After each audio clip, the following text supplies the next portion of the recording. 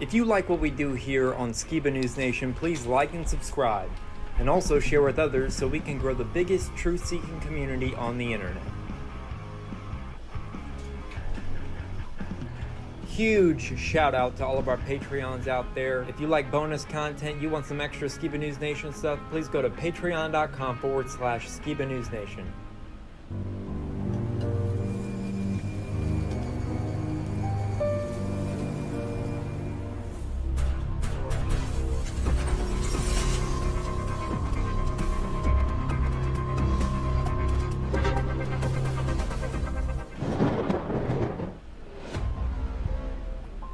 Welcome to Skiba News Nation, bringing you unfiltered views, news, interviews, discussions, and more. And now, here's your host, Jeremiah Skiba, award-winning musician and son of Rob Skiba. With the son of the legendary Rob Skiba. Jeremiah Skiba, what's up? With my great and insightful co-host, Mr. Jake Graham. Dude, so much you do conspiracy news. It would be 10 times better than what you see on television. It's like they don't even want to wake up.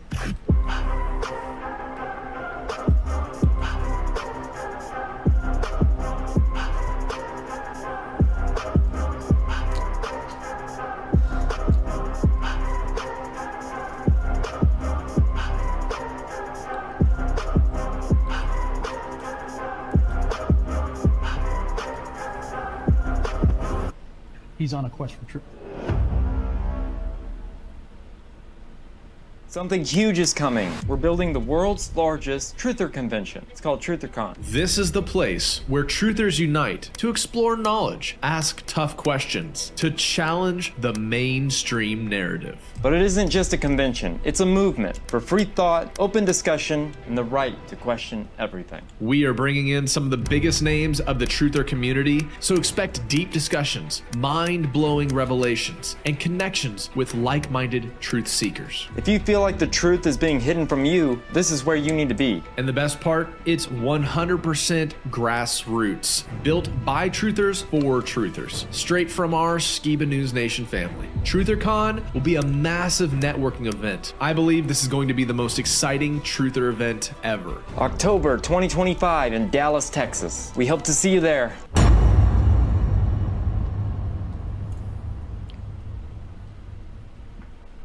Hey Skiba News Nation family, welcome to episode 132 of Skiba News Nation, your weekly source of the latest news, controversial topics, conspiracies, forgotten history, and so much more. I'm your host, Jeremiah Skiba, and today we'll be talking about life-threatening hurricane strikes, ancient biblical blades discovered, Russia and Ukraine tensions explode, UFOs and biblical accurate angels, swarms of locusts in Queensland, Tesla truck fire disaster, an all-new Opus Corner, and this week for History's Mysteries, we're going to be talking about Joe Rogan exposes guests who bluff, lie, and could be Psyops. As always, I'd like to introduce my great and insightful co-host, my partner in crime, Mr. Jake Graham. Welcome, Jake. How's it going? Going pretty great, Jeremiah.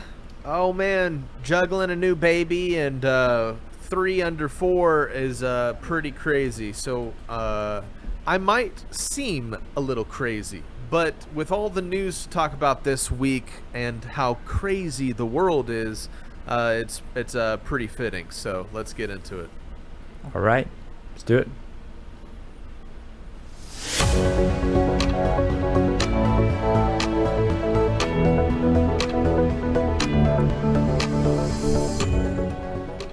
As of the live airing of this hurricane will have already hit, but it's well on its way right now. There's rip tides sucking people out on the east coast of the U.S. as a incoming hurricane is barreling towards North Carolina. Evacuation orders have been set out as they believe the hurricane will be life-threatening.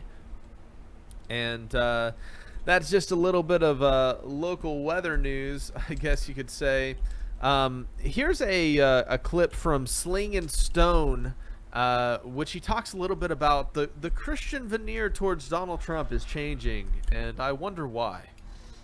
Christians are saying that Donald Trump is the Antichrist after he recently came out and said this. We achieved more in 6 months than almost any administration could accomplish in 8 years, and we're going to have a lot of good 6 months left. We're going to have a 6 and another 6 and another 6, so we'll keep going. And then check this out. This was a clip of the news talking about that. President Trump is marking 6 months in office. The White House is touting what the administration sees as one success after another, but there are plenty of challenges. They're talking about Trump's first 6 months at 6:06 a.m. with 66 degrees outside. What are the odds of that? Donald Trump does share some characteristics the Antichrist will have, and some of the policies he's been putting forth recently are also very similar to what the Antichrist will do. Honestly, a lot of people in high positions of power share some of these characteristics or policies. It's honestly probably a worldwide foreshadowing of prophecy to come to fulfillment in the future. But here's 5 of the most common characteristics that Donald Trump has that people use to say he's the Antichrist. Then we'll look at recent news and see how a lot of these are actually happening right now. One of the biggest is the peace efforts in the Middle East. Daniel 9:27 tells us the Antichrist will do this. Trump has been bringing peace to the Middle East with the Abraham Accords and mending a lot of the relationships over there. Definitely one of the biggest connections to Donald Trump that people use. He's also charismatic, popular, and has a strong man persona, something told to us in Revelation and 2 Thessalonians that the Antichrist will also have. Global political disruption is another characteristic. Donald Trump has definitely been doing this, but we'll look into in just a moment if what Donald Trump is doing is exactly what the Antichrist will be doing. Prideful and blasphemous speech is told to us in the book of Daniel as well as Revelation, and messianic overtones from supporters is something the Antichrist will obviously have, and something that people in support of this theory have said that the mega followers of Trump have also. I don't believe that Donald Trump is the Antichrist, but just because I support conservative values and conservative policies doesn't mean that we shouldn't look at conservative politicians to potentially fit this persona of the Antichrist. And it also doesn't mean that we shouldn't look at the politicians or the side of the government that we support politically under a microscope, because just like we've seen recently with Republicans, they have backtracked big time on the stuff in relation to Jeffrey. Look, the whole thing is a hoax. It's put out by the Democrats because we've had the most successful 6 months in the history of our country, and that's just a way of trying to divert attention to something that's total bullshit. Okay? So now let's look at some of the recent news of policies and things Donald Trump has been doing that people say the Antichrist will do, or that he will do, but in a much bigger way. Trump orders National Guard into Washington and takes over DC police. Under the authorities vested in me as the President of the United States, I'm officially invoking Section 740 of the District of Columbia Home Rule Act. You know what that is? And placing the DC Metropolitan Police Department under direct federal control, and you'll be meeting the people that will be directly involved with that. Very good people, but they're tough, and they know what's happening. They've done it before. In addition, I'm deploying the National Guard to help reestablish law, order, and public safety in Washington, D.C., and they're going to be allowed to do their job properly. And you people are victims of it, too. You know, you're reporters, and I understand a lot of you tend to be on the liberal side, but you don't want to get mugged and shot, and you all know people and friends of yours that happened.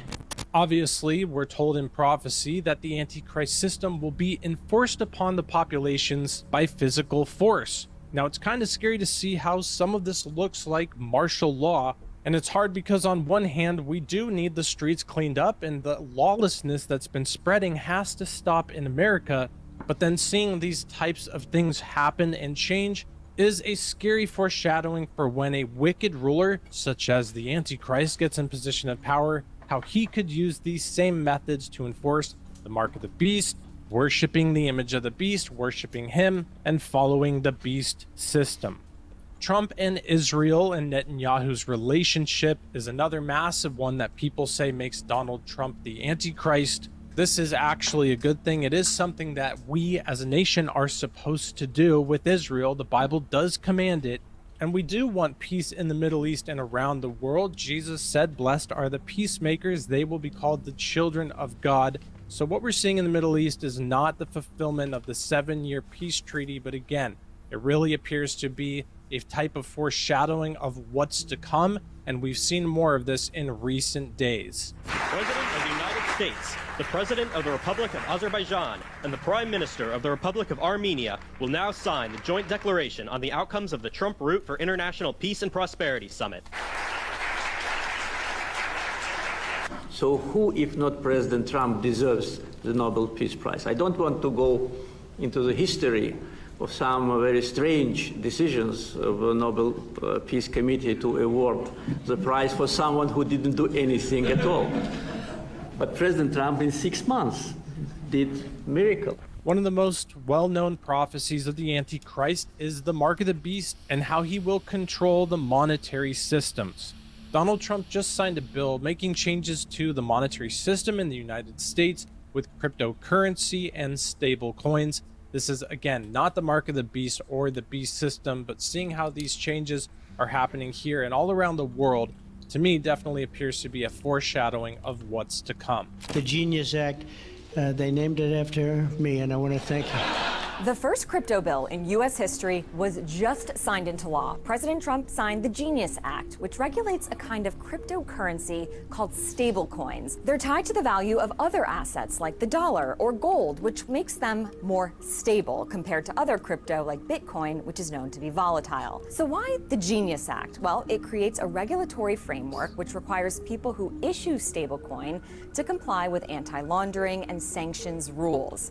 This act likely paves the way for stablecoin to go mainstream and to be used for digital payment. Wall Street firms and other financial companies embracing it. Genius Act gives the government the power to seize, freeze, or burn digital currency. Let me read you something directly from the Genius Act, and I quote, "All stablecoin issuers must possess the technical capability to seize, freeze, or burn payment stablecoins when legally required, and must comply with lawful orders to do so." Here's more evidence that monetary systems are changing. This is the BRICS dollar, showing the different nations, Russia, Brazil, India, China, South Africa, and more joining all the time. They want to make a new currency. Things are changing in the world in a big way. We are seeing how Bible prophecy definitely will unfold and change everything in the earth, probably in the not too distant future. It's also amazing to see what's happening right now with all the major religions across the world. We'll look back to one of those characteristics that said the Antichrist will speak prideful and blasphemous speech. These prophecies aren't just self-praise like what Donald Trump does frequently, but great and blasphemous things, exalting himself above God. This is something Donald Trump has not been publicly doing, but the false Mahdi that we've seen recently that other Christians have been saying is the Antichrist, he definitely has. Another thing that unites us is this common belief that there is going to be a messenger or a Messiah or a Mahdi that's going to come, and he's going to correct all of the understandings, and he's going to unite the world, and he's going to bring peace and prosperity. The Jews are still awaiting their promised Messiah, and some Jews think that it must happen in this generation because of their interpretations of the timeline of the Bible and how many thousand years are between Adam to the advent of the Messiah. And so we're at the very end of the age and it has to happen now. And they see that right now, them being in Israel is a fulfillment, kind of foreshadowing of what's to happen. The Christians are expecting the second coming of Jesus, and the Muslims are also expecting the second coming of Jesus alongside with the coming of the Mahdi. And I think that is very interesting. It's very interesting that we would be at war with one another when at the end, like Christians, Jews, and Muslims, and every sincere people on the earth should just wish for the truth. That guy's obviously not the real Mahdi. The real Mahdi actually could be the Antichrist told to us in Bible prophecy. What's amazing with all the major religions across the world is that the Jews are looking for a Messiah to come. the Muslims are also looking for this Mahdi, who is a type of Messiah figure.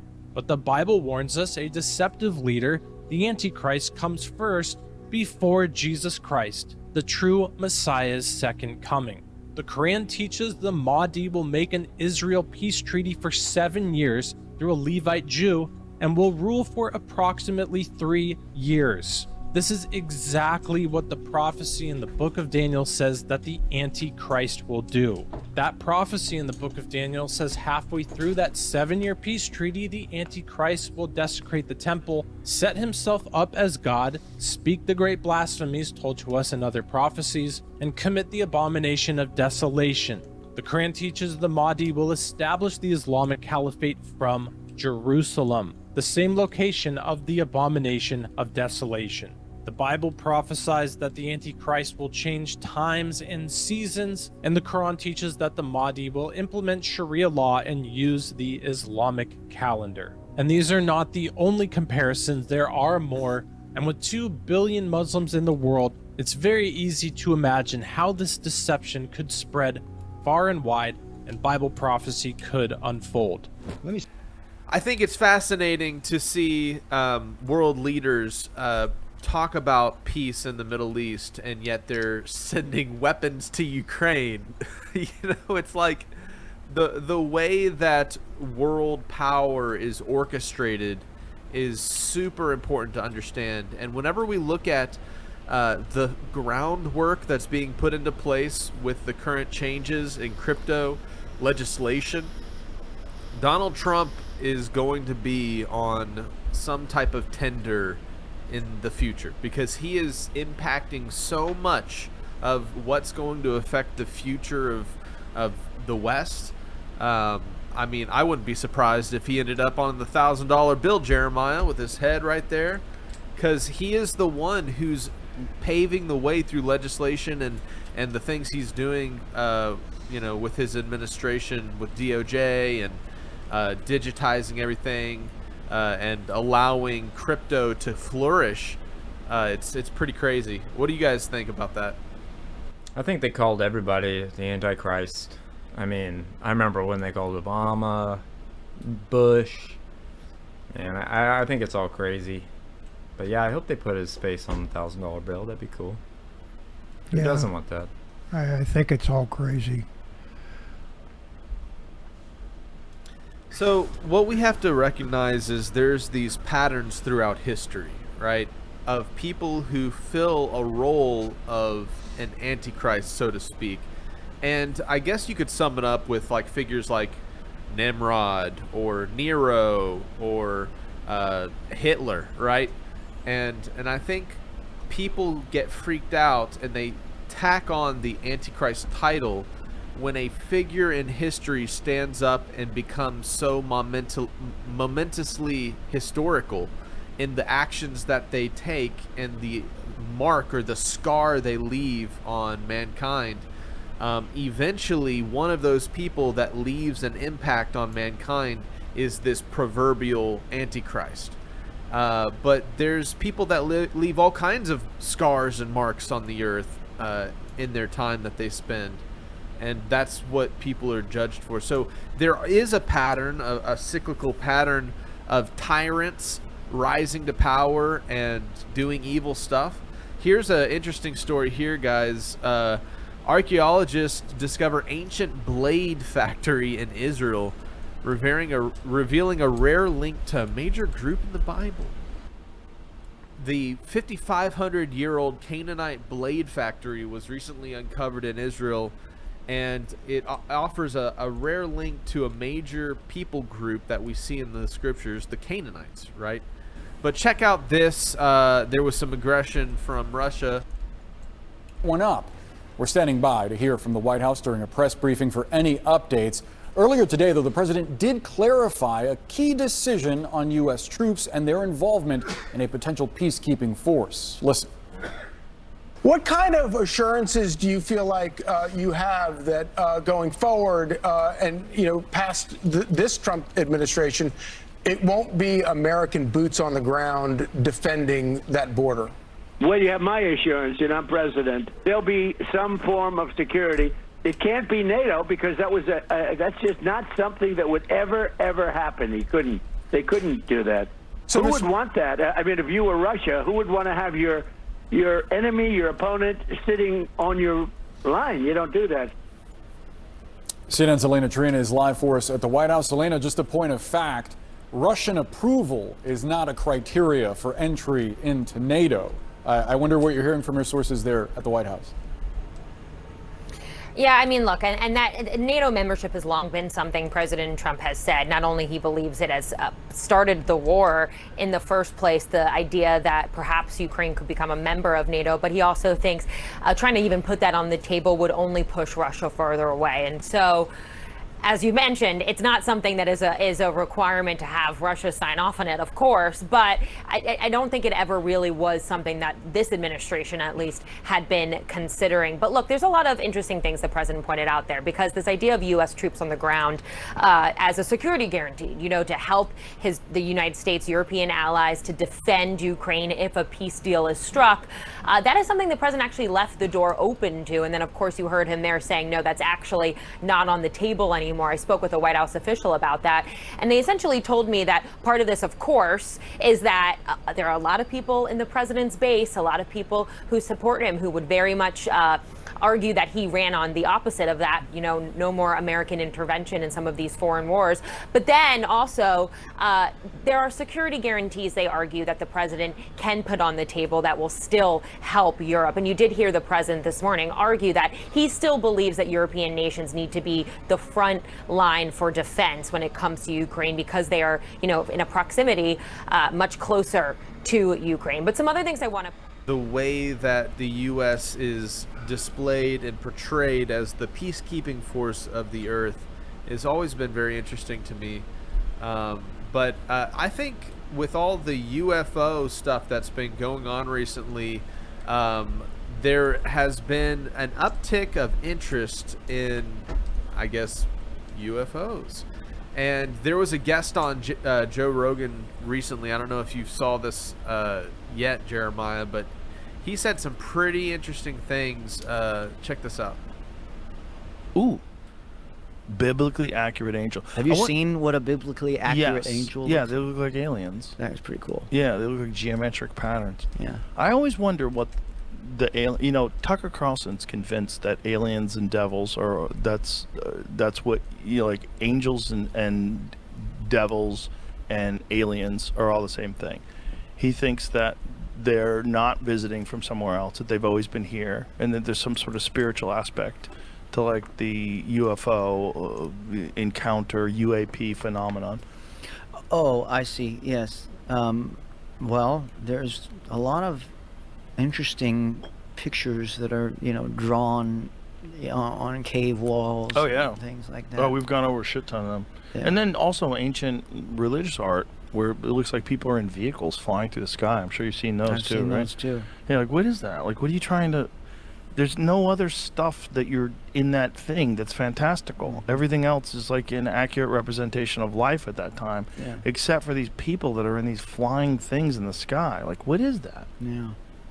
We just don't know, unfortunately. When I looked at all of the credible UFO reports, the only ones that really had no explanation, I actually asked ChatGPT, of all of the credible UFO, of all of the UFO reports, which ones have not in some way been sort of explained, right? And which ones are the ones that are still like, and the one that was not, the one that's still sort of outstanding is the USS Nimitz experience. Yeah, Commander David Fravor. Right. Yeah, I've had him on the podcast talking about it. Have you really? Yeah. Yeah, that seems to be the most compelling.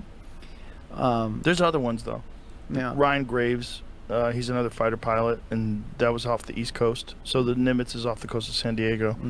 But off the East Coast, they upgraded their sensors in 2014 on the fighter jets, and then immediately started encountering these things that defied known physics that were in the sky. And, and these guys had these encounters with these things that were like a cube inside of a sphere that's like motionless at 120 knot winds and no heat signature and moving through the sky. They don't know what the fuck they are. What what do you say to the theory that of the possibility that that is sort of black ops? Like the idea that the SR-71, I think, Blackbird, the Blackbird. There's a company called Skunk Works, right? And they were responsible for the declassification of that aircraft, and then I think the F-111 or the stealth bombers, and the, you know. But since then, and that was like 25 years ago or more, there have not been any more declassifications. Yeah, it's a good argument. I'm curious as to like what in 25 years, based on the technology that we've been able to see that makes it to modern society, how much is held back, and what we don't see. It just interests me, and I don't know. I don't have an answer. I'm not asking myself whether I actually believe that it's almost unlikely that we have that technology, but because I feel like it would just take so much more than we may be capable of to cover it up, but maybe not. I don't know. Yeah, I don't think it would. I think there's a high likelihood that a lot of this stuff is ours. And I think one of the reasons for that statement is that this stuff always happens over military airspace. Yeah. East Coast and West Coast. Like, so the East Coast stuff, the Ryan Graves stuff, they're doing it over areas where these fighter jet pilots run training missions. Yeah. And then the same thing as the West Coast stuff. Right. Like where it's off the coast of San Diego, which is like tons of military out there. Yeah.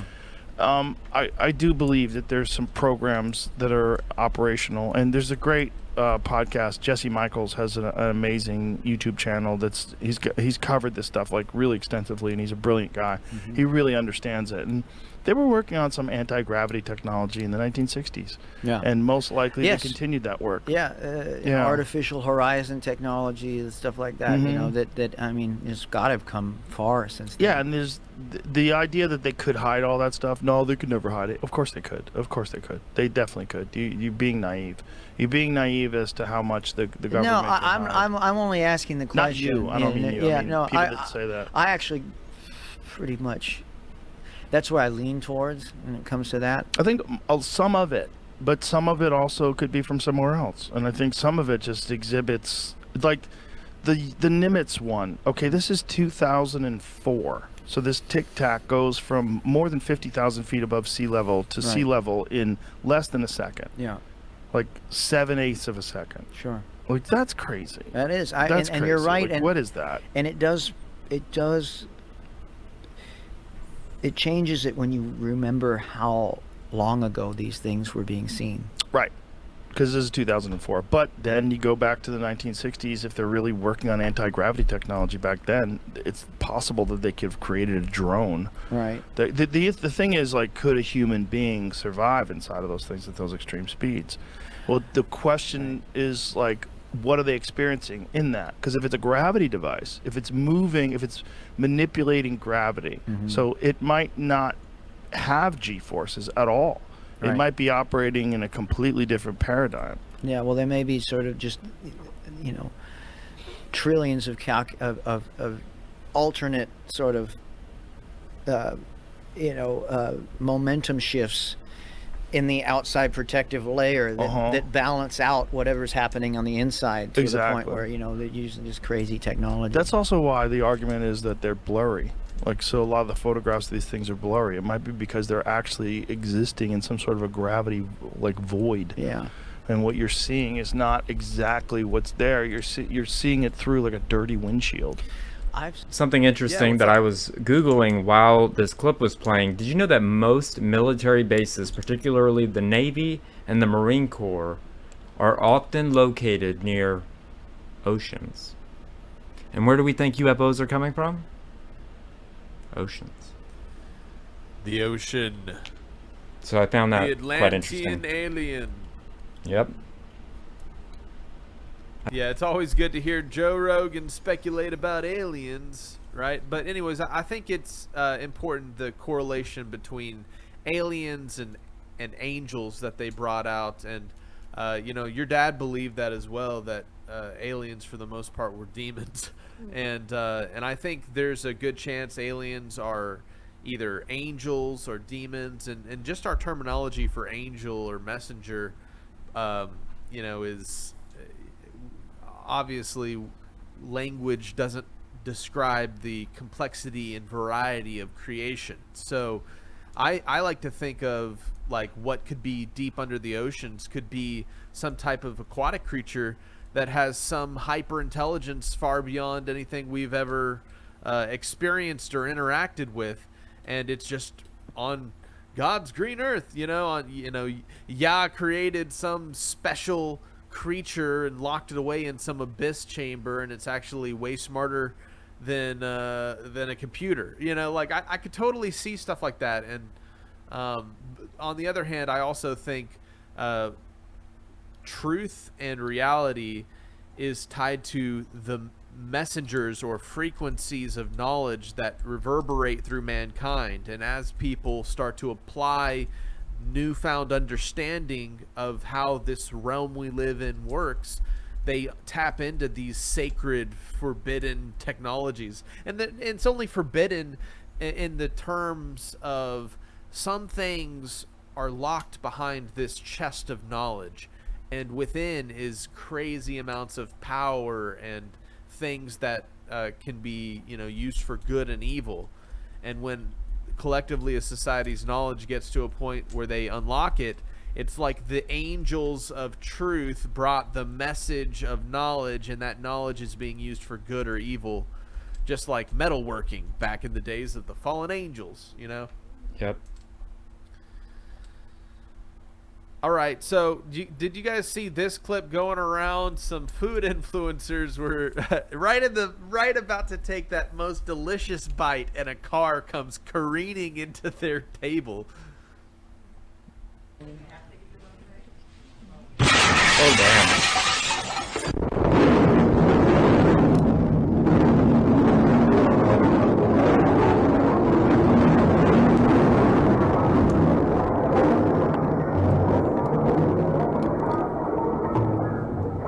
Now, for YouTube purposes, they are okay, correct?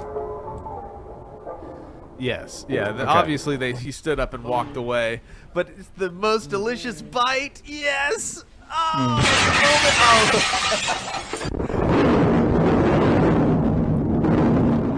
All right. So, as soon as that guy takes that delicious bite, the Kool-Aid man basically burst through the wall and was like, "Oh yeah."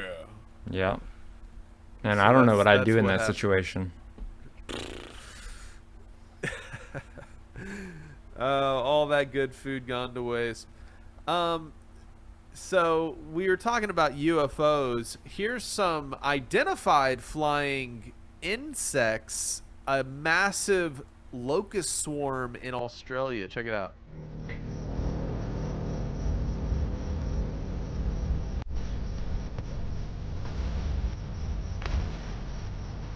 That's millions of locusts. No, thank you.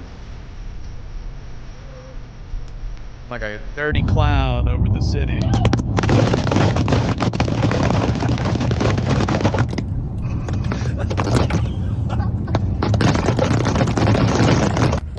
Good. Death to him. Residents in Australia shared this video showing how bad the locust situation in Queensland has become this year. Cattle ranchers said they noticed locust nymphs in early March, which then developed into swarms by April, destroying thousands of hectares of grass feed. Locusts can breed quickly under the right conditions, becoming a major pest for farmers as they ravage crops. Ironically, experts said good rain and healthy vegetation, which aided crop development during Australia's summer, also fueled the locusts. The Australian Plague Locust Commission warned that the swarms could reach plague proportions over the next few months if weather conditions don't cooperate. Yeah, that's some crazy swarmage. I remember growing up in the Philippines, there would be these termite mating season, just swarms, and it was so bad every year. Millions of these flying termites would just be in the house and everywhere on the street, and you'd literally have to sweep these piles of wings up.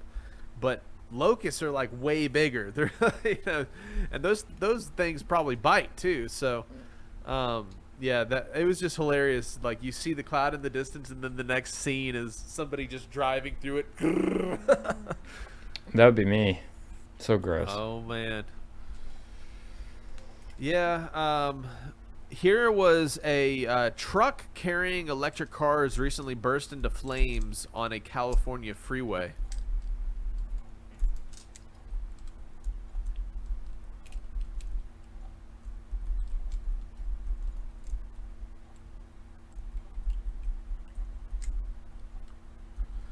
Yeah, look at that. Yeah, I'm sure that's great for the environment. Yeah. Don't take a Tesla to California. They turned on Musk, remember? Mm-hmm. Information coming out about sunscreen. Who knew that wiping big globs of chemical mixture all over the largest organ in your body, or on your body, actually wasn't good for you? There's a new study out that says after just one day, chemicals in sunscreens enter your bloodstream. Yeah, so the FDA actually did 2 big studies on this in 2019 and 2020. Tested about 70 people total, and yeah, it doesn't just get in your bloodstream after one day. It gets in there way quicker. Like within 2 hours of putting it on, every single person had these chemicals in their blood above the FDA's threshold that they put in that study. Before you grab that bottle of sunscreen, the first thing you need to do is check the ingredients on the back. Yeah, so there's a couple that you really want to look for, including oxybenzone, avobenzone, octocrylene, and homosalate. These are harmful to coral and marine life, and they act as xenoestrogens and are linked to altered hormone levels and reproductive hormone imbalances in men and women. In the study, the FDA's threshold was 0.5 nanograms per milliliter, and every single chemical blew past it. Oxybenzone got well into the 200s, which is 400 times their safety threshold. And yeah, they still found oxybenzone in people's blood 3 weeks later, in basically everybody that they tested. So my solution that I personally use is that I go with a mineral-based sunscreen with non-nano zinc oxide or titanium dioxide. These actually sit on top of your skin instead of getting absorbed into your bloodstream. Dyes and all these kinds of crazy additives, FD&C this and red number this, and those things are okay for human consumption in all our candies and confectionery and food and all that kind of stuff. You know it gets serious when the FDA, who says those things are good for our consumption, say it's past the limit, when it comes to sunscreen. So it's like, I don't trust the FDA because they obviously have been paid off to let a few chemicals slip, but you're messing when you're putting something on the FDA actually still warning you about. They're like, we're done taking that sunscreen money. We got to tell the people it's bad, because the FDA, you know it's serious. Yep. Oh man. All right, and obviously I showed a short clip of this interview last week. There was a follow-up interview of Channel 5 News talking to Hunter Biden, and just because over the years we covered Hunter Biden's laptop story so much, it's really funny seeing him being turned into almost like a celebrity. Just the vibe that I'm getting following these interviews. People are like, Hunter Biden for president on the left, right? God, that'd be so bad. The day of presidential litigation has arrived. It's lawsuit time. In my hand is a legal demand letter addressed to Mr. Hunter Biden from the First Lady of the United States, demanding a retraction of Channel 5's video called Hunter Biden Returns, in which Mr. Biden here makes some speculative comments about the relationship between Jeffrey Epstein, Melania Trump, and Donald Trump. Okay, well, they knew each other well. they spent an enormous time together. According to his biographer, is that Jeffrey Epstein introduced Melania. That's how Melania and the First Lady and the President met. Really? Yeah. Epstein made the intro. Yeah, according to Michael Wolff. And so I only can go by what people are saying, and I don't know. He didn't make these claims out of nowhere. They come from another journalist named Michael Wolff, who is a biographer that actually spoke to Jeffrey Epstein. But now here we are. And I've got $1 billion document in my hands because Mrs. Trump is seeking $1 billion in damages if we don't take the video down and if Hunter here doesn't issue a formal apology to Mrs. Trump. So now we're here maybe to give you the platform to apologize to the First Lady for your statements that you made about her possible connection to Jeffrey Epstein. Fuck that. That's not going to happen. Well, first of all, is that what I said was what I have heard and seen reported and written, primarily from Michael Wolff, but also dating back all the way to 2019, when the New York Times, I think Annie Carney and Maggie Haberman reported that sources said that Jeffrey Epstein claimed to be the person to introduce Donald Trump to Melania at that time. Again, what it comes back to is this, is that are we going to normalize this type of behavior in which we're just supposed to all look the other way? And that type of behavior, what I'm talking about is the rape of children. Are we going to normalize it to the degree that say, oh, well, Donald Trump was just interested in models, whatever that means? Or that it was a crazy time during the late 90s, early 2000s, or whatever. I don't know. But that's ultimately the question that the American people are going to have to answer. And I guess MAGA is going to have to come to terms with whether or not they're going to allow Donald Trump to completely liquefy reality and say there's nothing to see here, move on. And by the way, there is not a chance in hell that there is a actual legitimate cause of action as it relates to defamation for what I said and attributed it to Michael Wolff. But if they want to go through the process, they know that it's going to cost an enormous amount of money to do it. And so, that's the only thing that I got to figure out. We got to get we got to figure out how the hell we're going to pay for it. Yeah. But Oh man. Okay, so it's really interesting to see the whole flip of the coin where Hunter Biden was this boogeyman of sorts, and now he's being used as this tool to flip a finger to the Trump administration. It's hilarious. Tool is right. What did you think about that? I just think it's so petty. I mean, they wouldn't be suing him if they didn't have enough evidence to sue him. So, I don't know. I think he's just grasping at straws, and he comes from True international effort to pressure people like that's his dad. So yeah, so that's all the news for this week, Jeremiah. Thanks for listening, guys, and hey, don't forget to go and check out tribethegame.net, everyone. I'll have my games posted on there if you want to support the board game. But that's all, Jeremiah. Back to you. All right, thanks for the great current news as always. And before we move on, I just want to share that I got this amazing Fiji mermaid from a fan of ours, and I'll put her back down. Look how creepy that is. Isn't that great? So cool. Whoa. Made by hand. So shout out to Brian Davis. Mermaids are the OG sirens, bro. It's, so the beautiful. wives of the Watchers. I know, I comb her hair sometimes. So beautiful. Anyways, we still got a lot of show for you guys. So now a quick look at our new book, Charlie's Big Adventures Around the World or Not. Something in the mail today. I open it up, see what it is. Look at that. Charlie, look at this. Look. It's you. Charlie's Big Adventures Around the World. We're gonna flip through. Look at all that.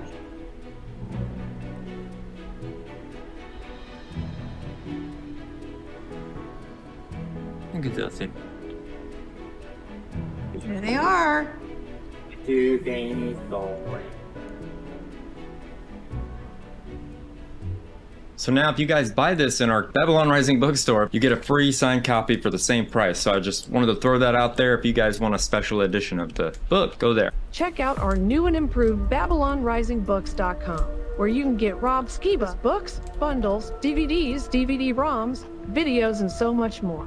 You can even get Sheila and Jeremiah's books, so check it out now. It's about that time for All New Oppa's Corner. Take it away, Oppa. Mein Hut, der hat 3 Ecken. 3 Ecken hat mein Hut. Und hat nicht 3 Ecken, dann ist es nicht mein Hut. The strange, the bizarre, the unexpected. These are the kinds of subjects a man named Robert L. Ripley challenged us to believe it or not. Believe it or not, you. Wally, believe it or not. Believe it or not.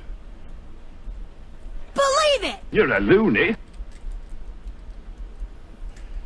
Andrea Marazzi, an Italian mechanic, transformed a 1998 Fiat Panda into a shockingly slim one-seater vehicle measuring just 19.6 inches wide.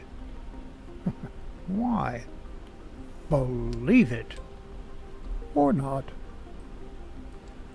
The powdery residue left on your fingers after eating Cheetos is officially called Cheetle. Finger licking good. Believe it or not.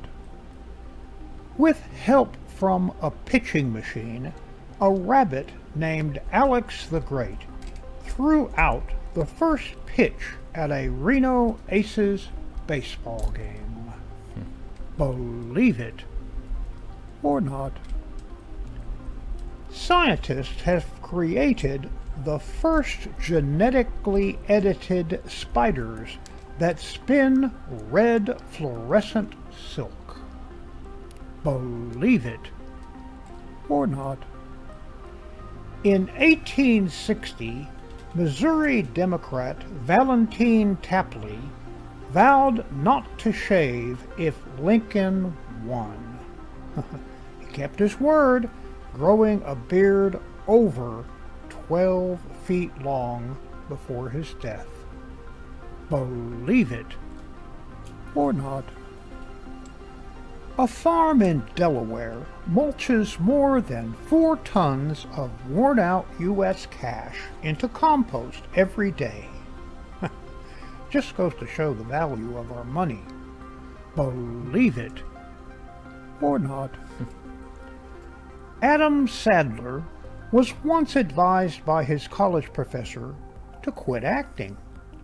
Believe it or not. A 40-foot tall squirrel statue was erected in the city of Almaty, Kazakhstan. It clearly is a government surveillance device. Believe it or not. The monarch in Mr. Rogers' neighborhood was named King Friday the 13th to make the notorious day less frightening to children. Believe it or not. The term soccer was concocted by the British. Believe it or not. In 2009, Microsoft patented a process for stopping hurricanes. They projected a blue screen of death on the forecaster screen. Believe it or not. Astronaut Buzz Aldrin reported that the flag they planted on the moon was knocked over by the rocket blast of their lunar module as they left. Okay, so where is the moon dust? Believe it or not. Baby reindeer are faster than Olympic sprinters at just 1 day old. Believe it or not. In the summer of 2018, the country of Oman experienced the world's hottest recorded low temperature for the day, a staggering 108.7 degrees Fahrenheit. Believe it or not. In 1977, the United Nations banned controlling the weather as a weapon of war. Apparently, one country got caught storming another. Literally. Believe it or not.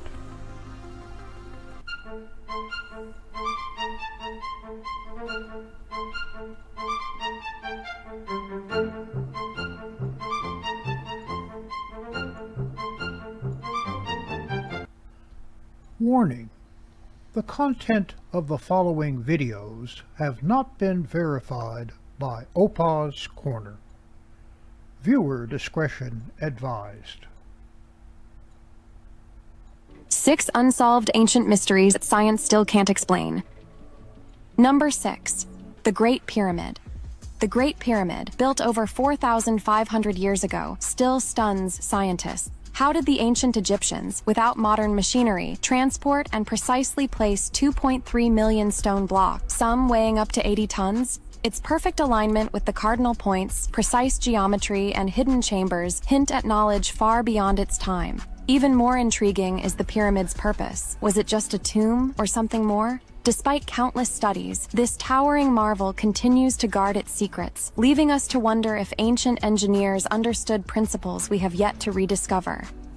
Number 5. Stonehenge. Stonehenge, a prehistoric stone circle in England, has fascinated researchers for centuries. Built over 4,000 years ago, its giant stones were dragged from quarries as far as 150 miles away, all without wheels or cranes. How did Neolithic builders achieve such a feat, and why? The stones align perfectly with the summer and winter solstices, suggesting astronomical knowledge far beyond what we expect from that era. Was it a burial site, a ceremonial ground, or a giant calendar? Despite endless theories, no written records explain its original purpose, keeping Stonehenge wrapped in deep mystery that continues to puzzle scientists. Number 4. The Terracotta Army.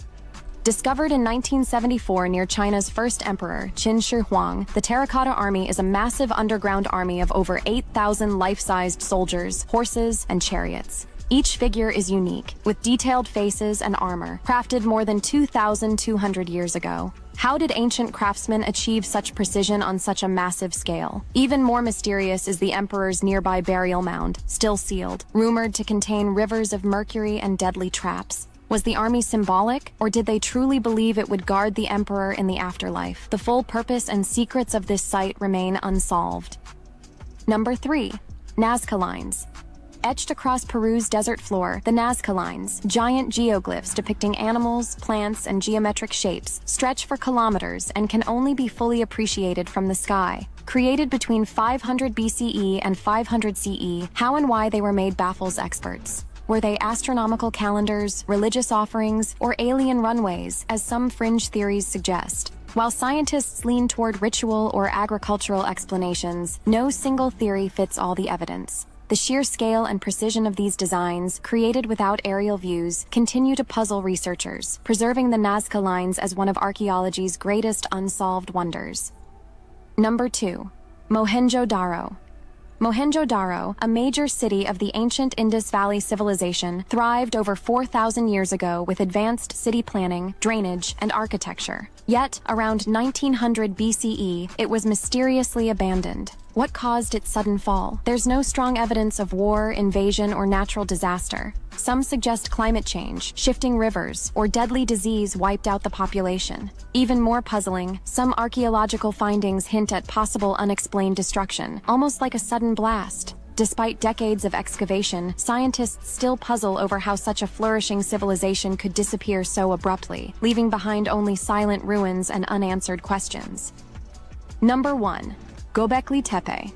Göbekli Tepe, located in Turkey, is the world's oldest known temple complex, dating back over 11,000 years, predating farming and settled life. Massive stone pillars carved with animals and symbols were arranged by hunter-gatherers who supposedly lacked advanced tools. How did such ancient people organize and build something so complex? Even stranger, the site was deliberately buried around 8000 BCE, for reasons still unknown. Was it a religious center, a meeting place, or something we haven't yet imagined? Göbekli Tepe challenges what we know about early human history and leaves us with deep questions that science has yet to answer.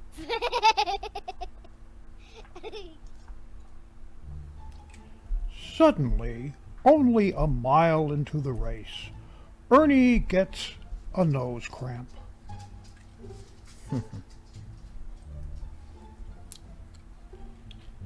She's all over YouTube.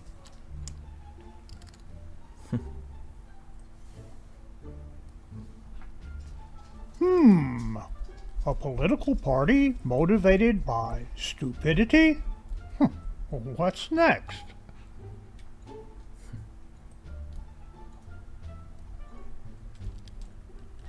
You can't keep letting her veto trips to the vet.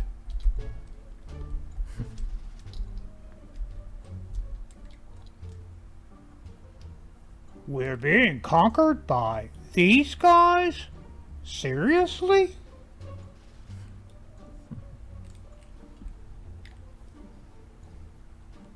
Police line. Do not cross. He's under house arrest. The problem, as I see it, is that you both are extremely adept at pushing each other's buttons.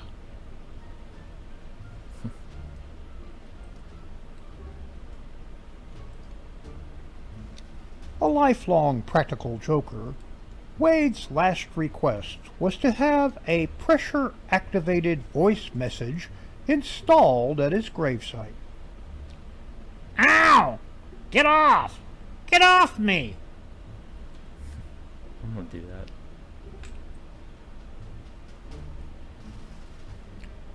There aren't any side effects, but you might feel sluggish.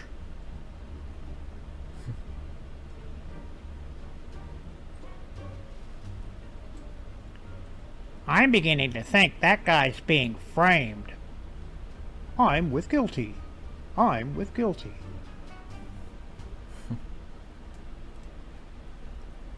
Once the kids left, I moved into an orthotic. I just couldn't do those stairs anymore.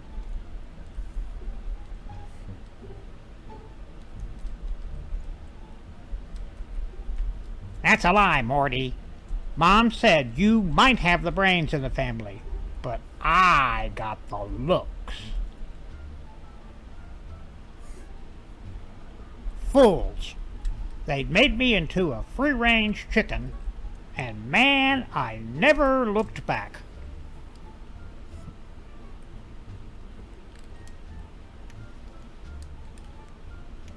Okay, so you weren't invited to the tar pit party. It's not the end of the world, you know.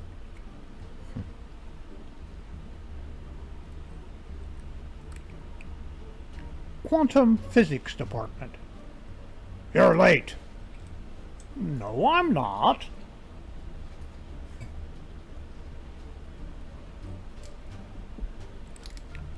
Stay in school, study hard, get good grades, graduate, get a good job, get married, and have lots of grandchildren. Wow! It's as if my mom was here.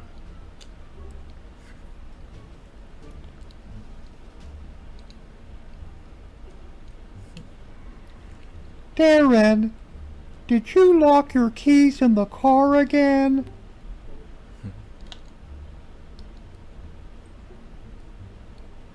Math-phobic's nightmare. Okay, now listen up. Nobody gets in here without answering the following question. A train leaves Philadelphia at 1 p.m. It's traveling at 65 miles per hour. Another train leaves Denver at 4. Say, you need some paper? I'm not sure if it's a boy or a girl, but I have an inkling.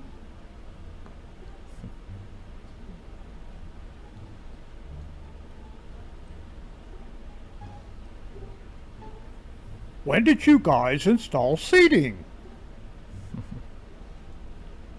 True. My name's Roy, and it's been 3 weeks since I last drank out of the toilet bowl.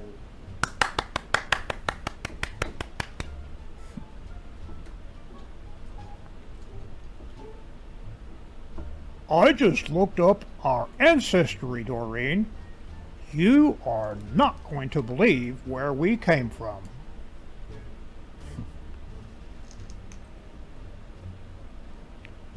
Rex, don't take it.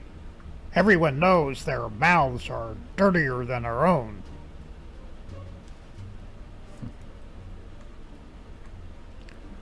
Mom, Kevin ate the ant that I was going to eat.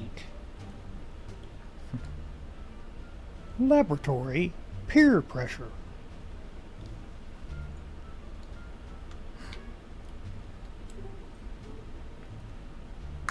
We're not going to the mountains, so shut up and let's go.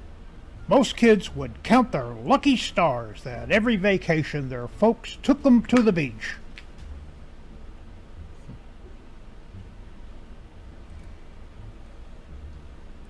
Society of people named for where they were conceived. Paris Hilton. Flint Eagle Lodge.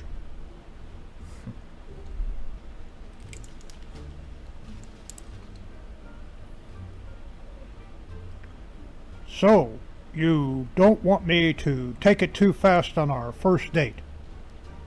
What was your first clue?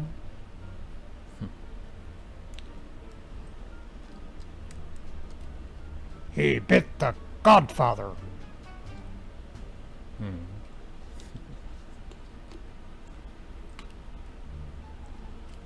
Lake Quitman Marina. Eat here, get gas and worms. And that concludes another Opa's Corner. 1, 2, 3 auf dem Kopf. 1, 2, mein Hut, der hat 3 Ecken. 3 Ecken hat mein Hut. 1, 2 und hat er nicht 3 Ecken, dann ist es nicht mein Hut. Oben auf dem Kopf. Mein Hut, der hat 3 Ecken. 3 Ecken hat mein Hut.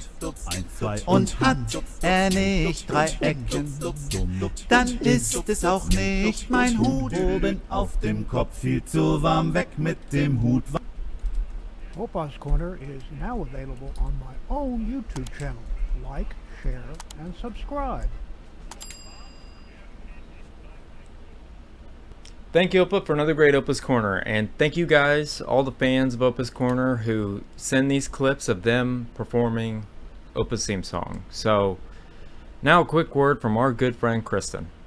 I want to introduce you guys to somebody named Kristen, who's one of the biggest forces behind Skiba News Nation. This is Kristen. She helps us get all the big guests. I understand that you're doing this full time now. So how can people find out how to use your service? Well, I started Fellow Helper Agency, and you can go to fellowhelperagency.com. And I do any of the behind the scenes, email, getting the interviews, and I do prep work for the shows as well. I do timestamps and moderating. She is the best with connects. If you like any of our shows, any of our big guests, she's the person to go to. And if you have a channel, definitely go to our website. So go check out fellowhelperagency.com. Now, before we go into History's Mysteries, Opa, I want to play those 2 clips. I was asked to speak at a really cool event called the Mad Tinfoil Hatters, and I wanted to share this little video with you guys. So check this out. What's up, Doug? So tell us a little bit about the Sky Pony Gallery. Well, we've got 30 local artists in here. We're located in Plano, Texas.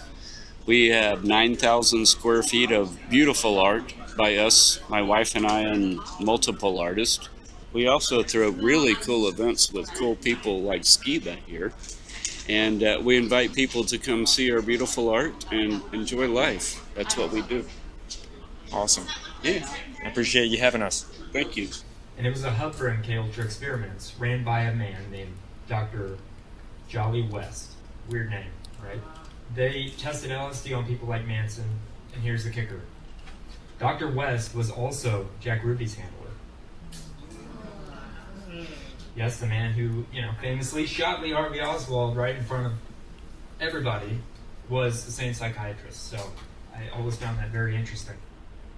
So if you want to watch the full presentation, you can subscribe to our Patreon and get a lot of good content, a lot of extra content, and yeah, we appreciate it. So now it's time for an all-new History's Mysteries.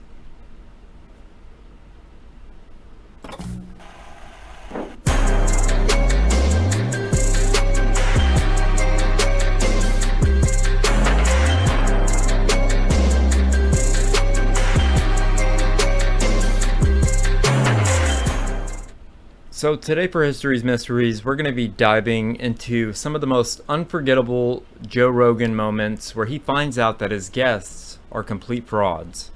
And, Joe's long-term formatted interviews are notorious for not only him finding out that they're frauds, but the audience. So, or they're like, a part of the CIA or something crazy like that. So let's go ahead and play this first clip.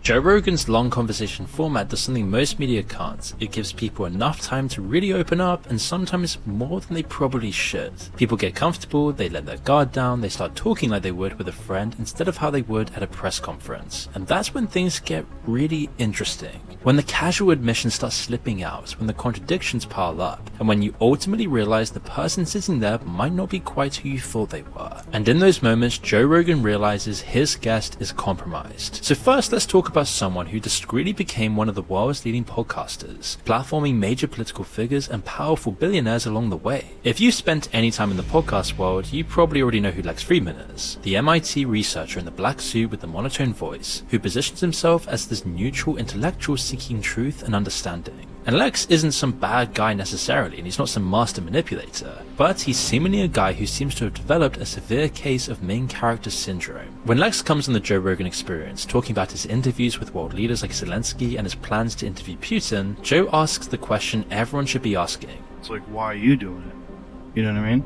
Like, why this guy who works in AI just decides he's going to start a podcast. The podcast becomes very successful, and all of a sudden he's like, I'd like to talk to everybody. I'd like to go over and talk to Zelensky and talk to Putin, and everybody's like, why you? What the fuck are you doing? That's the fundamental question, and Joe knows it. Random academics don't usually just start interviewing presidents during active wars, but listen to how Lex responds. He doesn't really explain how he got this access. Instead, he just talks about his mission. I'm aware of the risks, I accept the risks, and the goal, the mission is to just push for peace, to do my small part in pushing for peace. This is a podcaster on YouTube talking like he's been appointed by the UN to broker peace negotiations. A couple of weeks after his famous Zelensky interview, he then turned on him, right in the middle of the war. And this is all after praising him consistently in his Joe Rogan appearances. Lex even said he'd had a few days to think about and posted an extremely egotistical rant criticizing the Ukrainian president for his crude words about Vladimir Putin. I give the president every single chance to signal willingness to negotiate, knowing that both Trump and Putin will listen to this conversation. I don't think he took it, and instead chose to speak very crude words towards Vladimir Putin. As if Lex is the moral arbiter in one of the worst wars in recent history. But when you see his response to the Ukrainian war, you start to realize there's a lot more going on behind the scenes. Throughout his media appearances, he's constantly introduced as a research scientist from MIT, but what's rarely mentioned is that his PhD is actually from Drexel University, not MIT, and that he just holds a non-faculty research position. As of 2024, Lex lives in Austin, Texas, appearing on MIT's campus only occasionally while still drawing on MIT's salary. So how did he really build his platform? And where did he come from? And how has he got access to all of these major figures? Well, in 2019, he published an allegedly completely bogus Tesla study claiming that autopilot kept drivers alert, contradicting every legitimate study on the topic. AI experts destroyed it, calling it deeply flawed. MIT was so embarrassed that they scrubbed it from their entire website. So why did he do it? Well, it was actually a genius social move. As a former MIT colleague said, Lex was just excited to get in touch with Elon Musk and get into his good graces. And it appears the whole study might have just been a networking scheme. And it worked greatly. Tesla then flew him out and he was able to interview Elon Musk, and suddenly his Nobody podcast became something massive.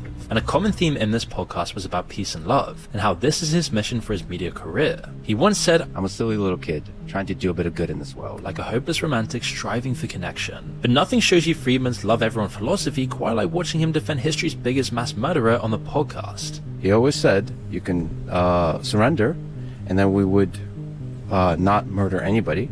You just have to follow the law. So everybody could have just laid down and 10% of the world's population wouldn't be dead? Yes. He also says that Genghis Khan was progressive, and so obviously Joe pushed back that this was probably false, to which Friedman just says nope. But there's a lot of progressive aspects, like he put a lot of women in positions of power. Yeah, but he did a lot of raping. Nope. Joe then later accuses him of whitewashing the atrocities and pushes back on defending Genghis's brutal regime, to which Friedman retreats. And by the way, I'm regretting defending Genghis Khan in this conversation for fun. War is hell. Notice that, for fun, you can float any idea no matter how morally bankrupt, then claim intellectual curiosity when called out. People have consistently identified a pattern in Lex's media appearances. Bloomberg reported that tech CEOs view his podcast as a friendlier alternative to more adversarial interviews with traditional journalists. The Verge called him a softball interviewer, while The Atlantic observed he does not maintain even a thin veneer of journalistic detachment. But when you watch him in any of these podcasts, you notice something about him. He always cuts away from his podcast to face the camera and lecture the audience about something at the end to steal the attention and the limelight, never letting anyone have a final say. So here's a guy who built a media platform through networking and fake credentials, then convinced himself he's been chosen to broker world peace, all whilst completely slandering Zelensky for opposing Putin's war in Ukraine. And you still talk to me like that? Do you know how? As if Putin wants to sit down and talk, but Ukraine does not. This is not true. I think that, yes, he is in fact ready to talk. Did you talk to him? On the phone or what? How do you normally talk to him? I don't know. Normally by the sea. So it's really no wonder that many are questioning whether he himself is an intelligence asset. Whether that's possible or he's just drunk on his own importance, the result is the same. And it's all wrapped up in a love everyone philosophy that ensures nobody powerful ever faces real accountability. The performative nature of Friedman's persona became painfully clear when he brought his guitar to play the show's theme as a thank you for 10 years of Joe Rogan experience. His name is Joe Rogan. Joe Rogan. Gay. Shoulders for days and a really wide back. Joe Rogan. Joe Rogan. A barrel of snakes for a bag. It was really humiliating, which you can tell from Joe Rogan's reaction, as he clocks onto the fake persona of Lex. You fucked up. You should have never done that song. It was terrible. It might just be what happens when someone is compromised by their own ego, outgrowing their qualifications by several orders of magnitude. Now that was our first one, and now we're going to be talking about somebody named Mike Baker, who's I've seen on the History Channel. He's an ex-CIA operative, and Joe his questions cut deep, and Mike struggles to keep the story straight. So let's check out this next clip.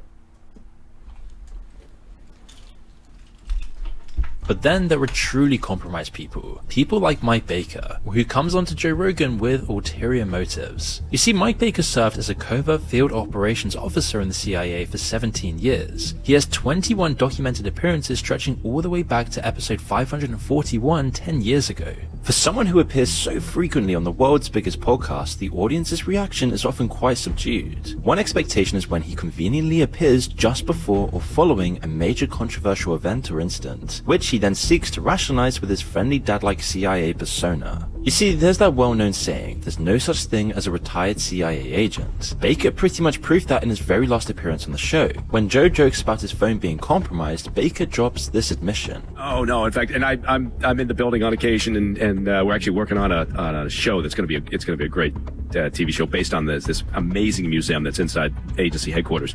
But nobody ever says that. We have a really nice relationship. They don't tell me what to say. If I go on TV to talk about something, they just like, you know, it's not like they're going to call up and say, well, here's our view on this. They trust you. Yeah, they trust me. I'm not going to open my yap and talk sources and methods. And he's still in the building, still working on projects with them, still maintaining that really nice relationship where they trust him not to reveal classified information. One of Mike Baker's prime techniques is revealing partial truths to establish credibility while protecting deeper secrets. This is called a limited hangout, a term which itself originated during the Nixon administration's Watergate scandal, first appearing in White House tapes in 1973, where officials discussed releasing some damaging information to satisfy public curiosity while concealing more serious crimes. And here's an example of Baker making a controlled admission on Joe Rogan's podcast. goddamn, of course we steal secrets. That's the point of the exercise, right? When Joe raises concerns about intelligence agencies acting autonomously outside elected government control, in other words the deep state, Baker reacts in more or less the same way, again taking a superficial stance that softens the idea of nefarious government control or social engineering. I think the thing that people are weirded out by when it comes to intelligence agencies in this day and age is that they kind of act autonomously. They kind of act outside of what we think of as the government.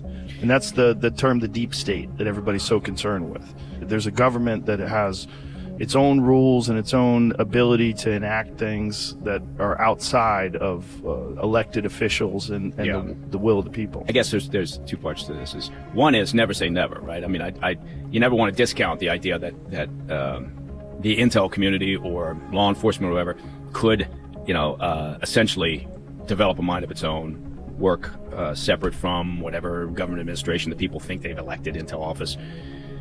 So never say that couldn't happen, because you always want to be wary of that. Classic Baker fails to answer the question. The idea of the deep state is reasonable, normal, or ordinary. He appears to validate the concerns while actually deflecting them. He satisfies conspiracy-minded listeners while protecting the institution by claiming that in his experience the agency was uniquely apolitical. Baker's obsession with secrecy reveals the institutional mindset that drives intelligence. He returns to this theme repeatedly, almost compulsively.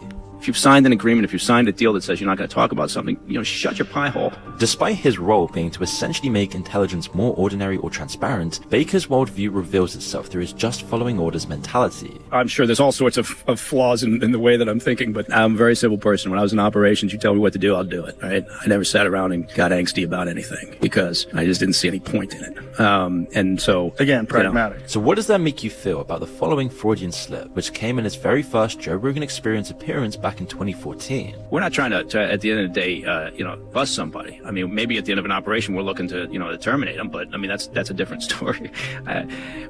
Just forget I said that. Baker is explaining how the CIA develops long-term intelligence assets rather than making arrests like law enforcement, and then casually mentions that sometimes they terminate people instead. Sure, he might mean safely severing their relationship with the agency, but in the context of discussing field operations and the differences between CIA and FBI methods, there's another reasonable interpretation of what Baker meant. And his instant attempt to retract it proves he knew he'd said too much. Baker does not claim to be a whistleblower or anything like that. His role focused on showing the CIA as more transparent and straightforward than many believe. In essence, he wraps foreign policy up in a warm blanket and deflects or deflates criticism. He sucks all the life out of what could be an insightful discussion. We can observe this in the way he handled Edward Snowden, the NSA whistleblower who exposed mass surveillance programs. The moment Joe brings up Snowden's name, Baker's mask slips. How do you feel about guys like Edward Snowden, guys? Yeah. Is that funny? Yeah, it's funny. See, I laugh when I get irritated.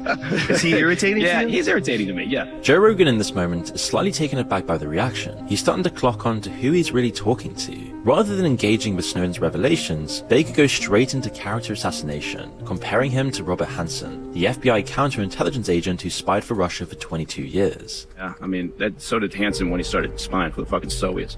So... that's always the case. I didn't have any other choice. People weren't listening to me. Oh my God.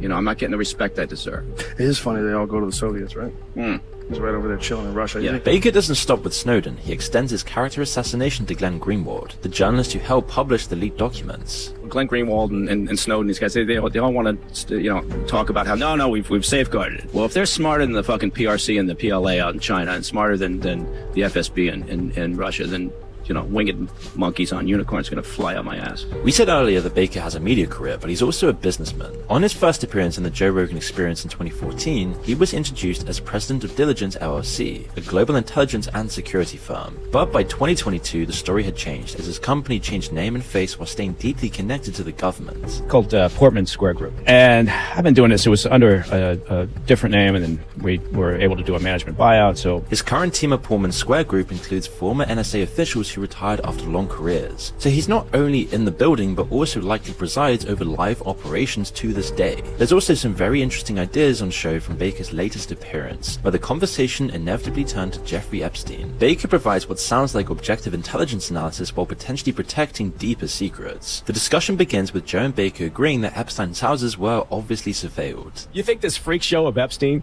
wasn't like, it didn't have hidden cameras or wasn't taped and shit or whatever? 100%. I mean, come on. So, 100%. Yeah. Mossad, whoever it is that was involved in this intelligence gathering, I mean, I'm just guessing. I have no idea. Yeah. But there's fucking pinhole cameras all over that house. Yeah. When Joe asked directly whether Epstein was working for an intelligence agency, Baker's response reversed to his typical stance. I can't speak to, the rumors about him working for one intel agency or another, but I will say, if I'm working for an intel agency and I see something like that, yeah, I might find that of interest, right? Oh, for and then sure. I would definitely go after somebody to see what's going on. Just if for no other reason than, again, maybe it's a opportunity there. Again, it's all just non-spectacular, obvious intelligence practices, and definitely not a conspiracy that involves CIA Corporation in any way. It's actually really frustrating, and sometimes you can see that in Joe's reaction. Often he just looks down and carries on. He knows Baker has lines that he'll never cross. Whenever you think of Mike Baker, it's difficult to say that his many appearances on Joe Rogan provide a goldmine of insight into the CIA and their operations. And considering he's one of the most frequent guests on the show, this is kind of ridiculous. Rather, he just palms everything off as dull, mild, and boring, ordinary, just bog standard CIA operations like you might see on a Hollywood blockbuster. Viewers even openly mock the whole formula. Comments like, Mike Baker drinking game. Take a shot every time he says, I can't talk about that, and you'll be sober all night. And CIA training must include advanced techniques for talking without communicating. The elephant in the room here is whether Joe actually knows this or not, and whether there's actually a higher authority at play here for him to come on the podcast so many times. Whatever you think of that, Baker's persona makes CIA activities, including the occasional termination, seem as normal as discussing the weather. People like him are often called glowies, a term coined by the late programmer Terry Davies, who suffered from schizophrenia and claimed in a 2017 video that CIA agents glow in the dark because they're so obviously federal agents trying to blend in. The term then spread on 4chan and is widely used to describe suspected government agents posting online or appearing in media to shape narratives. And Baker practically has a glowing neon sign above his head when he makes one of his many Joe Rogan appearances. But after spending some time with Mike Baker, the CIA's friendly neighborhood operative who turns government black ops into casual conversation, you'd think the intelligence community's media manipulation couldn't get any more outlandish.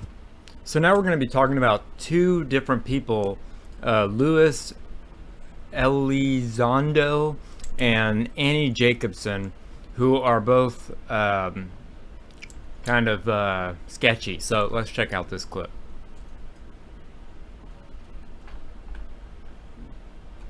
Yet Mike Baker is actually nothing compared to this guy, who might be one of the most suspicious guests to ever sit across from Joe Rogan. So let's meet Lou Elizondo. You see, at least Baker admits he worked for the CIA. Lou doesn't even articulate what he supposedly did. I had a lot of official jobs. With the government in regards to,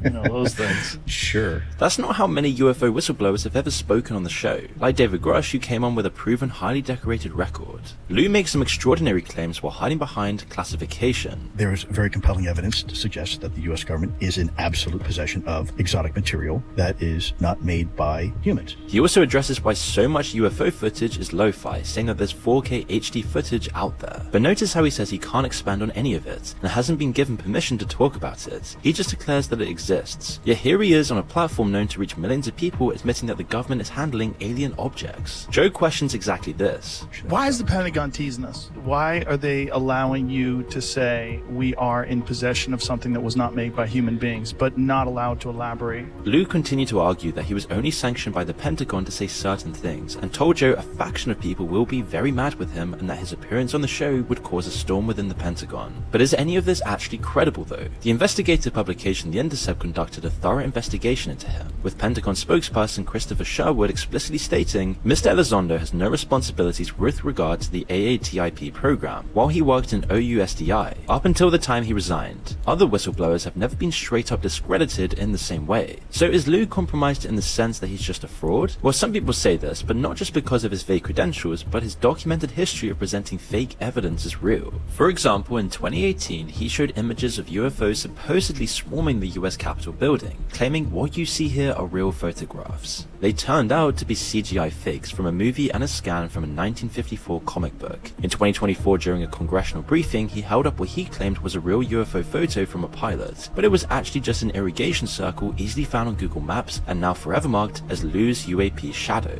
Perhaps most embarrassingly, on his paid book tour, he showed audiences a real photo of a UFO mothership hovering over the US embassy in Romania. It was a reflection of a chandelier in a window, and you can literally see the photographer's hairline in the image. But if Lou represents the evolution from intelligence professional to UFO grifter, Annie Jacobsen shows what happens when your job turns into complete fantasy. Annie Jacobsen is an accomplished author who's written extensively about classified government programs. Somewhere along the way, she started spreading some totally unhinged theories, which became exposed on Joe Rogan. In her book about Area 51, Jacobsen claims the 1947 Roswell crash wasn't aliens, it was something far more sinister. On the podcast, when Joe brings it up, she begins by skirting around the topic and saying you'll have to read her book to find out, but Joe urges her to speak. You can tell he's listening to her story like you might to a child, rather than anything more serious. Now, Stalin and the Russians created something that mimicked a UFO, something that looked like it would be from another planet? Stalin actually, according to the source, invaded our airspace, which was the deep embarrassment to Truman.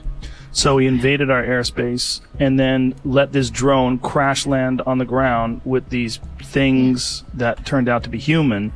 They looked like aliens, but they turned out to be humans that were manipulated surgically to look like aliens. When Joe asked the obvious question, did she see any photos or documentation of this, you can quickly see her deflect. Did you see photos? No, I did not see photos, but here's the rub. Ready? She claims this earth-shattering revelation comes from a single anonymous source who conveniently died before she could get permission to reveal his identity. He recently died, and he did give me permission to tell his full story after he died, and I'm circling around that. But wait, it gets even worse. According to Jacobsen, the US then tried to replicate the Soviet program, and when Joe asks who they used for these experiments... So what'd they do, take prisoners or something? Like what? Who do they alter? He said they were handicapped children.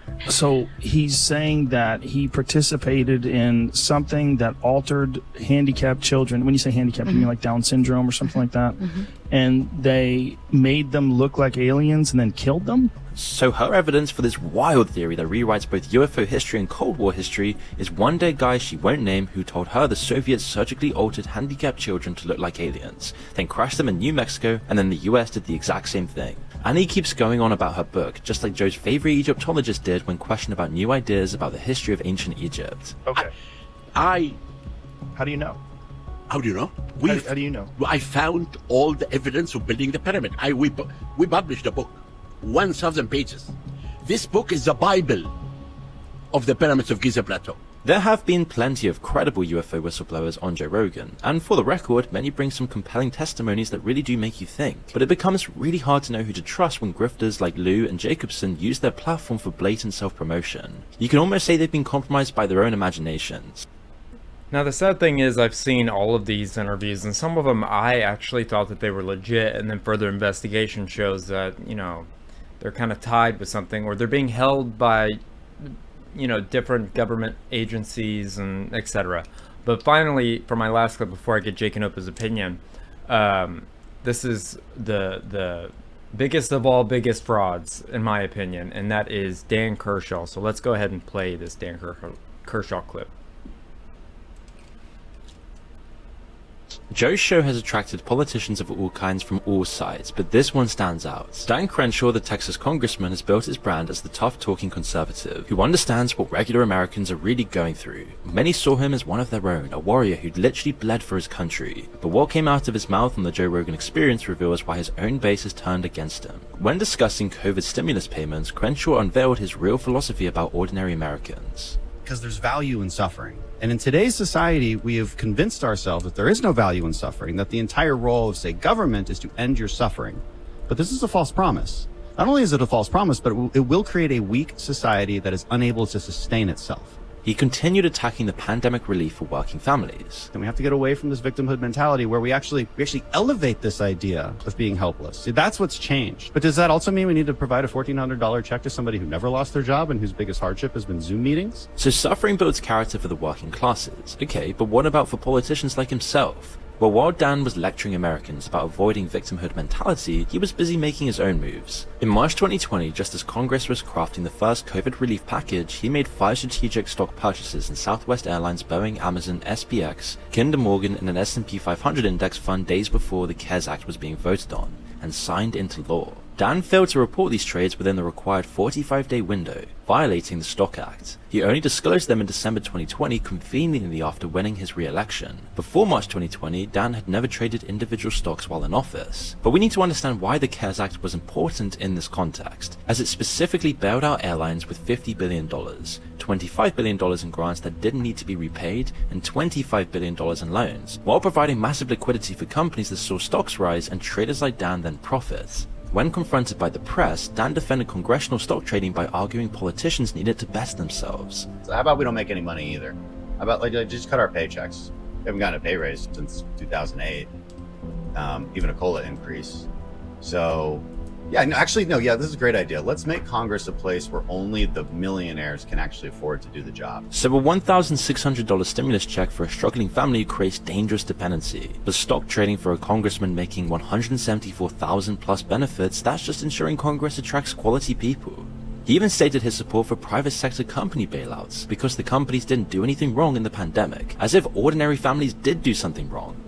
There was this outrage from the populist right and the populist left against anything that had the name corporation attached to it. And we've forgotten how to ask ourselves, like, why is that? Did they do something evil? What exactly is evil about these entities? You know, they employ lots of people, they create lots of wealth. And in this particular case, we're not being bailed out. They didn't do anything wrong, but we're really mad at them for some reason. Remember, these are the same company bailouts that generated a handsome profit for Dan from his insider trades. Dan's donor list itself is just telling us to why he's fallen out with all sides of the political spectrum. His main financiers include Huntsman Corp and Cheniere Energy, both owned by BlackRock, plus a range of BlackRock subsidiaries. BlackRock itself is partnered with the World Economic Forum, but Dan was selected literally as a young global leader in 2019. Hey, Dan, why are you on the World Economic Forum Young Global Leaders? World Economic Forum Young Global Leaders! This all tells a tale of classic elite hypocrisy disguised in conservative principles. Corporate bailouts are necessary, but stimulus checks are dangerous for society. When working families needed help the most during the pandemic, Dan said no.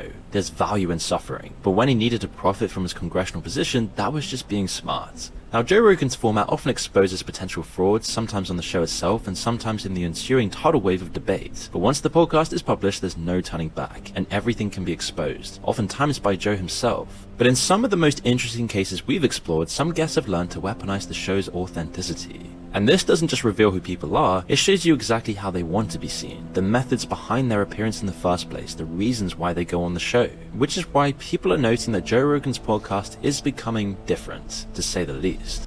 Yeah, I think in some form and fashion, you know, most broadcasters or content producers fake it till they make it. You know, we can be genuine, we can be truthful, and holding to these principles is what gives us value to the people that watch us.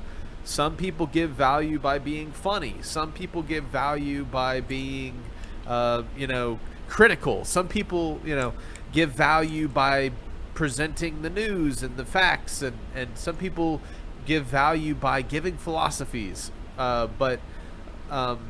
Bottom line, there's a lot of people that go onto Joe Rogan's podcast because he is the most popular platform.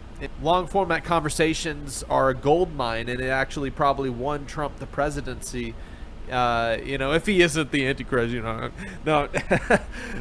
But yeah, man, I think there's all types of people that have gone on there, and some of them are very obviously deterring people from the truth by either presenting outlandish alternative perspectives or making plausible conspiracies sound outlandish. Like during that whole clip, I wanted to say I actually have personally entertained the idea that UFO cover-ups were actually tied to orphans being used in Nazi paperclip experiments, after the World War II. Those who came over here and started all of these space programs and rocket programs, who were also directly involved in MK Ultra, which is all about, turning a child into the perfect weapon or whatever. You're telling me that that's not plausible? Like the way that even the video we were watching, the clip was describing it, was making that sound like that. And so as I'm watching it talk about these CIA infiltrators offering disinformation, I'm like, wait a second, what if this is information? Like, what if this is diverting us from the fact that she was on point? It actually was orphans. But yeah, man, I don't know. We talked to L.A. Marzoli about that, and he was like, no, it's definitely not orphans. So, yeah, man, I don't know. What do you think? I think they go in with ulterior motives a lot, like, the people I presented. I know people like Mike Baker are definitely CIA assets, Psyops, people like Lex Friedman. I mean, it's just insane the points that they bring up and who they actually represent and are backed by.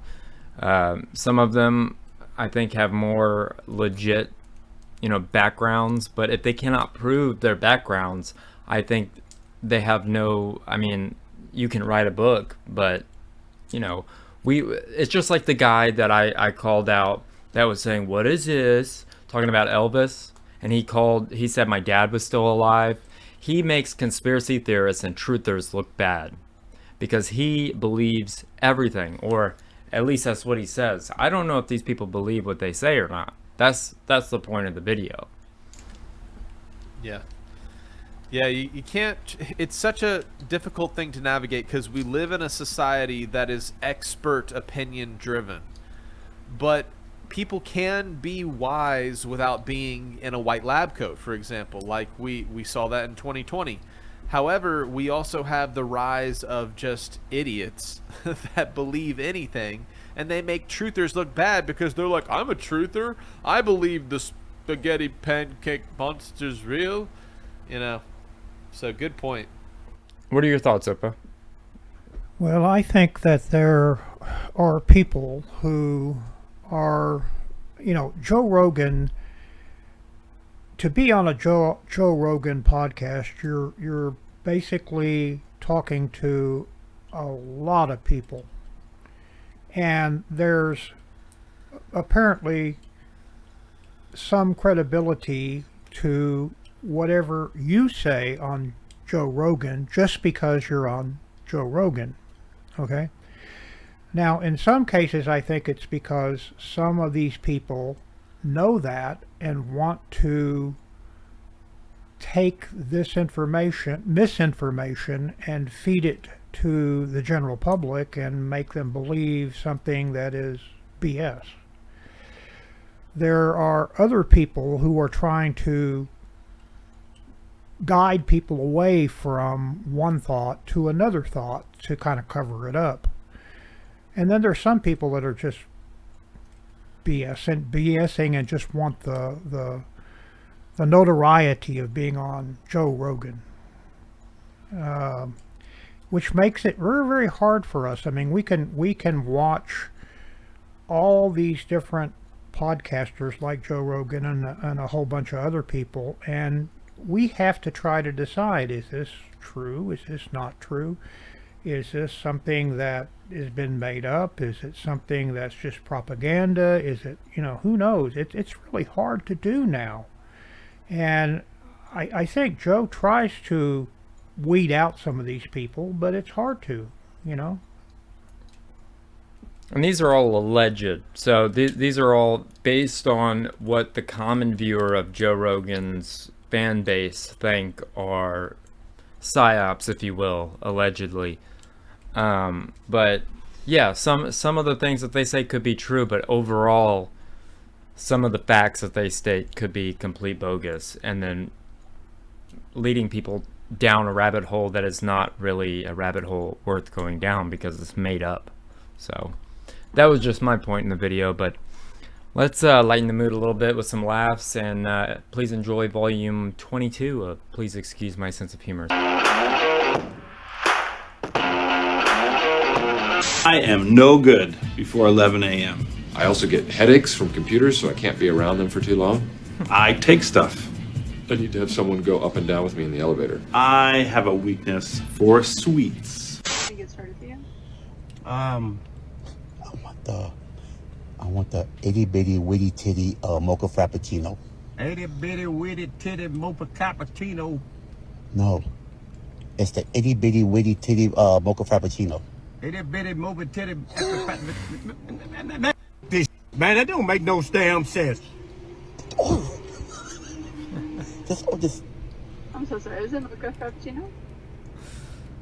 Itty bitty witty titty mocha frappuccino. Itty bitty witty titty mocha frappuccino. Man. This is a picture of the 5 highest paid black actors in Hollywood.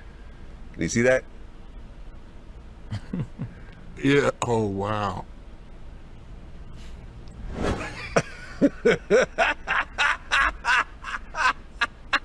Now wait. Take you a second, I see. Take you a second. Cause I was like, is that Robert? Oh my God. You know what's so funny? I told Robert he was gonna get an Oscar for that. Amazing. But can you cut that? I don't believe you should be able to flip him out the chair now. But you know, this why I know I can't. I'm not mature.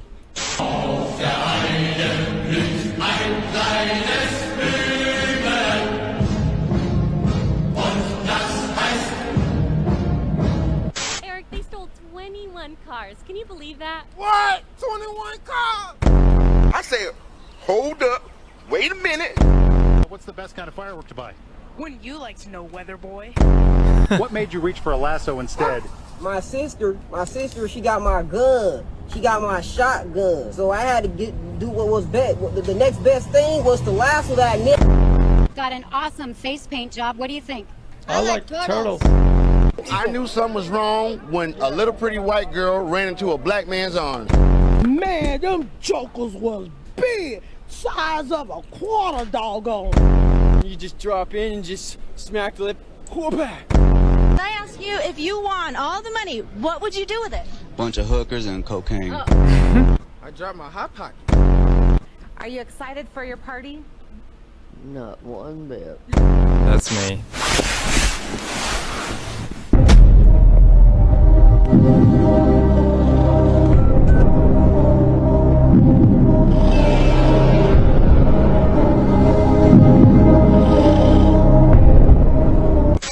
Helen Keller herself has never feared physical action. From yours And truly. she knows, too, that if it will serve to rouse the public interest in the capabilities of the blind, almost anything she can do to get attention will be justified. But the airplane ride itself, though pointless, thrills the onlookers.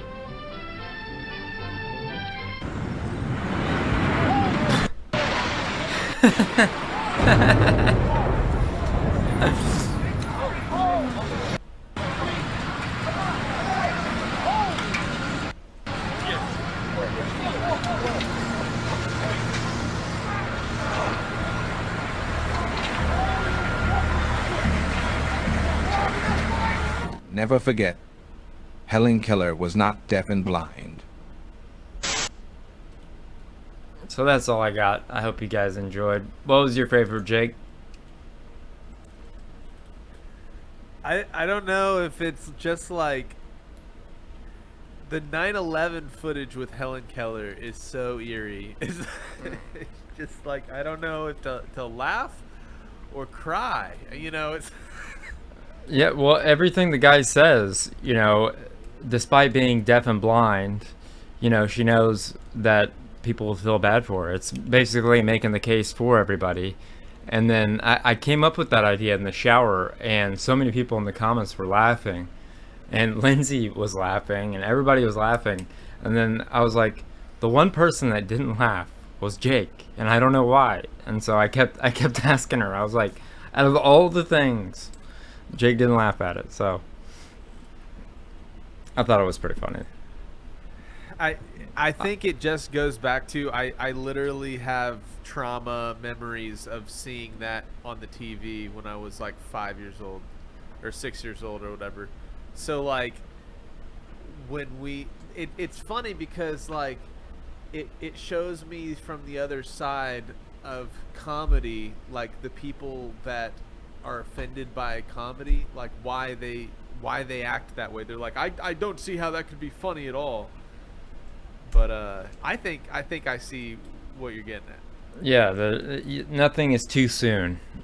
So, anyways, I hope you got some memes for me, Jake. You got some memes? Yeah, I got a couple. Me up.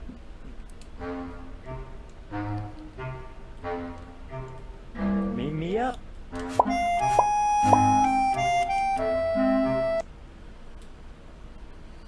Oh yeah. Back then, dads had 3 to 4 kids. Nowadays, kids have 3 to 4 dads, and climate change is pretty crazy. Yep. Yeah, well, that's the type of world we don't want to happen, but it's unfortunately what's happening now. One cannot preach the truth and have no enemies. And just remember, this guy is still more qualified than Bill Gates. True.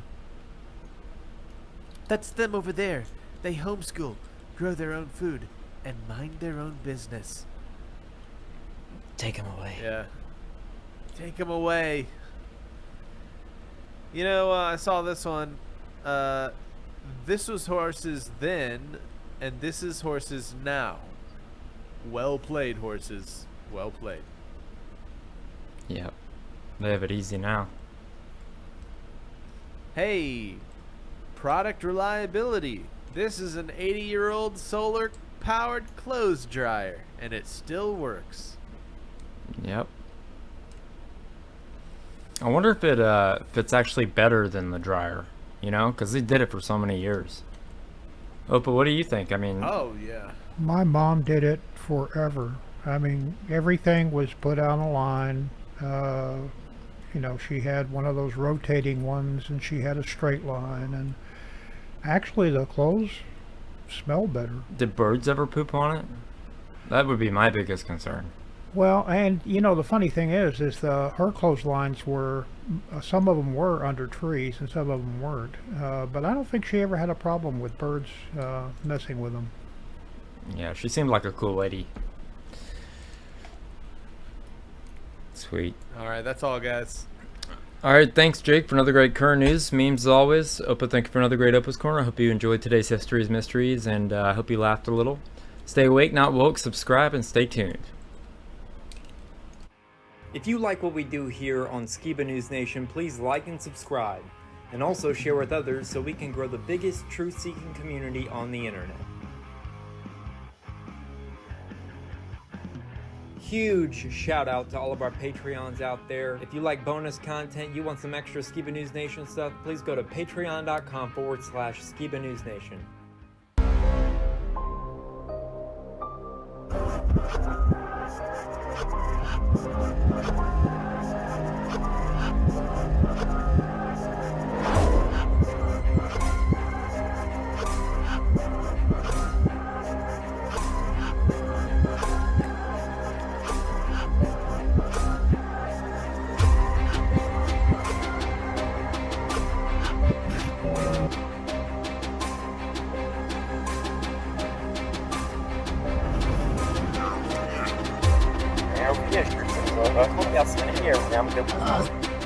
Son of the legendary Jeremiah Skiba.